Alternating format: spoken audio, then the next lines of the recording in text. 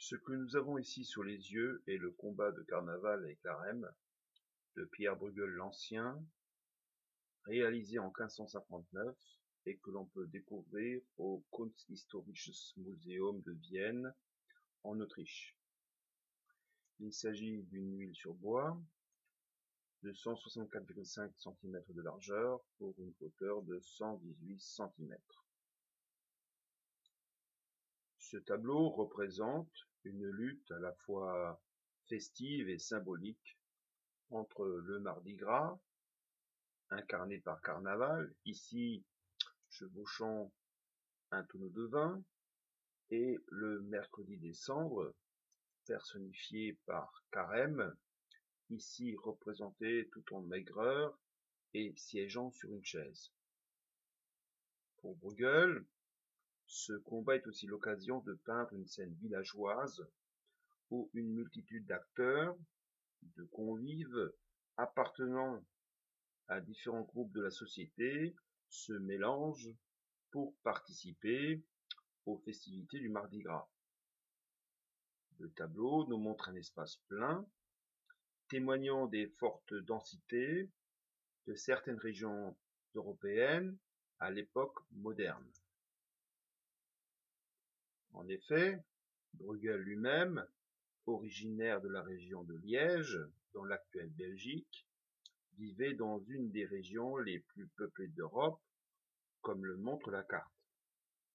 C'est de ça dont il va être question dans cette première capsule, de l'Europe comme un des foyers majeurs du peuplement de la Terre.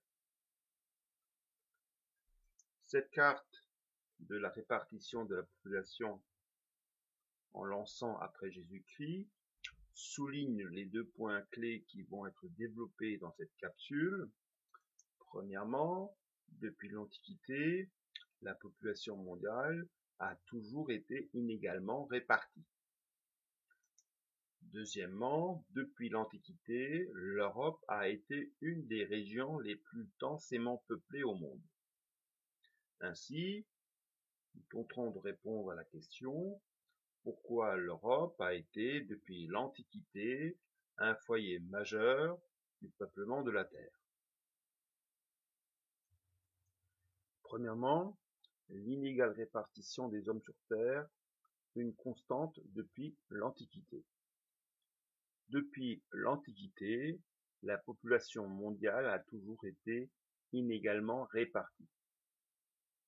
Ces deux planisphères, datant de l'Antiquité et du début du XXe siècle, soulignent que les hommes ne se sont pas répartis de manière homogène à la surface de la Terre. En effet, on distingue des régions densément peuplées dues à une forte concentration humaine, ce sont les foyers de peuplement.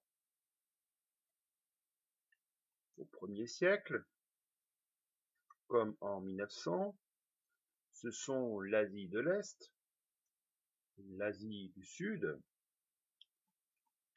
le Moyen-Orient et l'Europe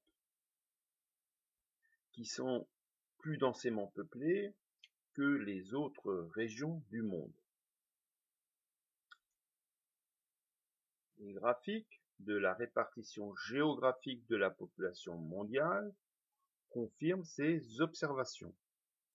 En 400 avant Jésus-Christ, en 500 ou en 1900, l'Asie concentre à elle toute seule près des 2/3 de l'humanité, alors que l'Océanie n'accueille que 1% de la population mondiale.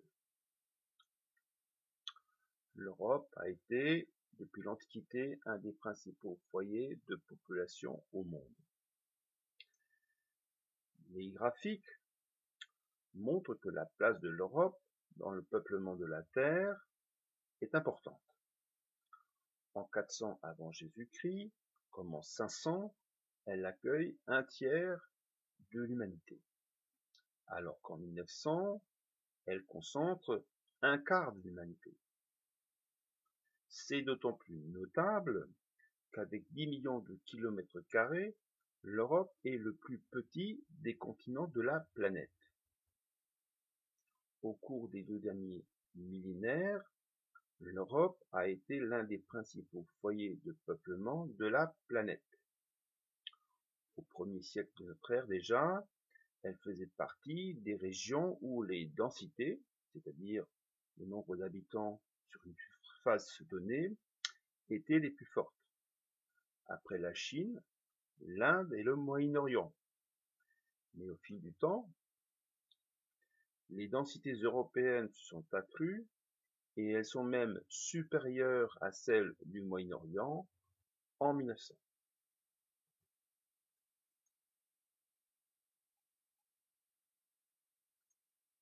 Troisièmement, les facteurs expliquant les fortes concentrations humaines en Europe. Plusieurs facteurs expliquent que l'Europe est un foyer de peuplement majeur. D'abord, des facteurs historiques. L'Europe est densément peuplée depuis l'Antiquité. Comme toutes les régions très tôt peuplées, elle le reste durant toute l'histoire. Ainsi, vers 1900, on peut remarquer une densification plus importante du territoire européen par rapport au 1er siècle après Jésus-Christ. Les facteurs naturels. L'Europe se situe en zone tempérée.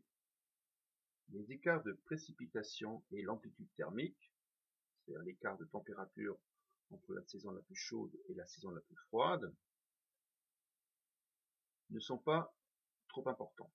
Ceci a constitué un facteur favorable à la présence humaine, notamment pour l'agriculture.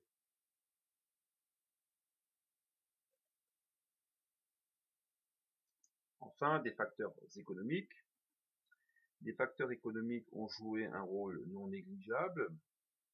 Les Européens ont mis au point des avancées technologiques, notamment dans le secteur agricole. Au Moyen Âge,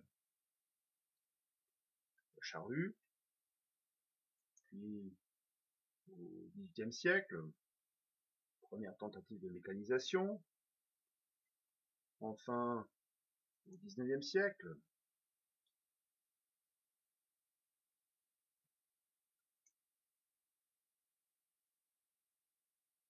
enfin également au XXe siècle. Ceci a permis de nourrir une population toujours plus nombreuse. Et tout ceci n'explique pas tout, mais ça, c'est une autre histoire.